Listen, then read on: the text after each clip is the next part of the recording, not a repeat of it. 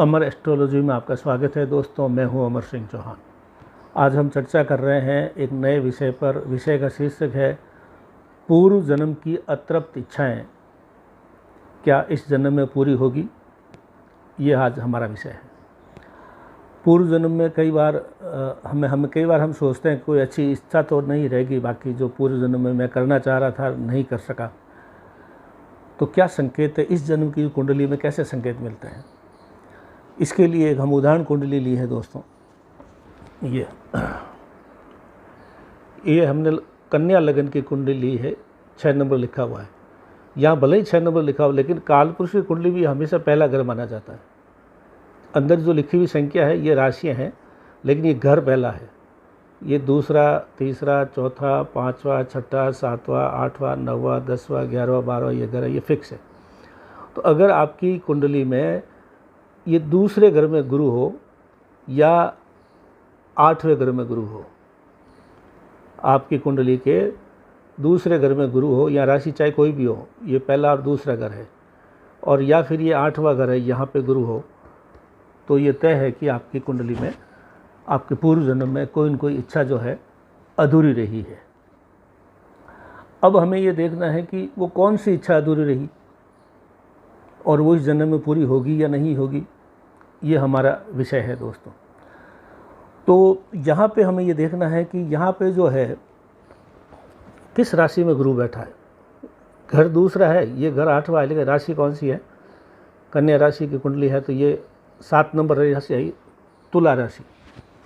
यानी आपने अपने जीवन में पैसा खूब कमाया। तुला राशि क्या होती है, शुक्र की राशि होती है। शुक्र की राशि का मतलब प्लेजर, जीवन का संतुलन। आपने प्लेजर, पैसा होते हुए भी, पैसा था या नहीं था, लेकिन पैसा होते हुए भी आपने जीवन में आनंद नहीं लिया, पैसों का प्लेजर नहीं लिया। बैल की तरह काम करते रहे, रुपये कमाते रहे, घर भरते रहे, लेकिन आप प्लेजर से जो है दूर रहे, या आप प्लेजर का आनंद नहीं ले सकते, चाहे कोई भी कारण रहा हो। चाहे आप बीमार हो गए हो या कम उम्र में मृत्यु हो गई हो पूर्व जन्म में। तो ये देखना है कि इसमें जो राशि है उस राशि का आनंद आप नहीं ले सके थे, ये संकेत है। 8वें घर में जो शुक्र है, जैसे इस उदाहरण कुंडली में, यहाँ तो मैंने बताया कि गुरु शुक्र की राशि है तुला राशि। या 8वें घर में जो है, यहाँ पे कौन सी राशि है, यहाँ पे जो है ये है मेष राशि, 1 नंबर लिखा हुआ है। एक घर 8वां है, राशि मेष है। मेष राशि से संबंधित जो है, अगर 8वें घर में गुरु है तो मेष राशि से संबंधित आप आनंद नहीं ले सके। मेष राशि का जो आनंद है, जो वो क्या है दोस्तों, मंगल।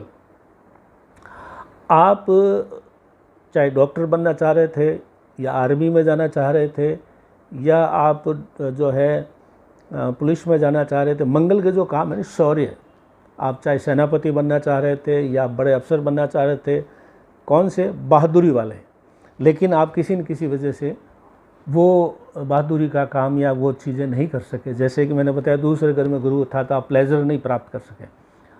हो सकता है सब कुछ हो, लेकिन प्लेजर आपको नहीं मिला। और यहाँ पे 8वें घर में गुरु, जिसमें मेष राशि का उदाहरण लिया हुआ है, इसका मतलब मेष राशि के संबंधित चीज़ों का आप आनंद पिछले जो है जन्म में आप नहीं ले सके।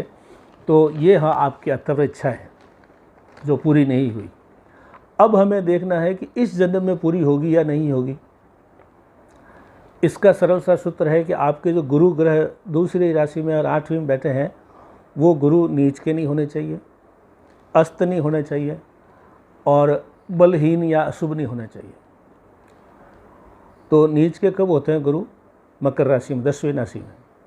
अस्त कब होते हैं, सूर्य के नज़दीक होते हैं तो होते हैं। बलहीन कब होते हैं, डिग्री वाइज कमज़ोर हो, या जो है उनके जो दूसरे कोई अशुभ ग्रहों की दृष्टि पड़ जाए तो बलहीन हो जाते हैं। तो अगर आपका गुरु इस जन्म की कुंडली में, आपका गुरु अगर बलहीन है, अस्त है, नीच का है, तो आपकी वो पुराने पूर्व जन्म की इच्छाएं इस जन्म में भी पूरी नहीं होगी।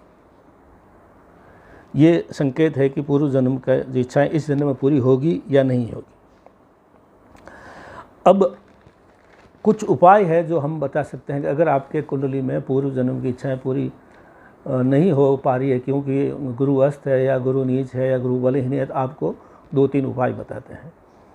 आपके कुंडली में दूसरे और 8वें घर में गुरु है, इसका मतलब पूर्व जन्म की इच्छाएं अधूरी है।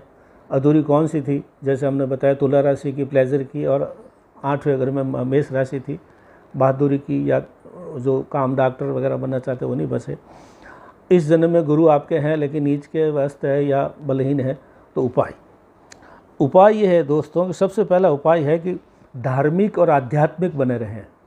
आप धार्मिक आध्यात्मिक बने रहेंगे तो आप निश्चित तौर से पूर्व जन्म से इस जन्म का आप कड़ी जोड़ लेंगे, चीज़ें स्थापित हो जाएगी, आपको थोड़ा मालूम पड़ना भी शुरू हो जाएगा कि मेरे पूर्व जन्म में मेरा कैसा था। तो ये उन लोगों को पता लग जाता है जो धार्मिक और आस्थावान होते हैं। दूसरा, देवता, माता पिता और गुरु की भक्ति करें।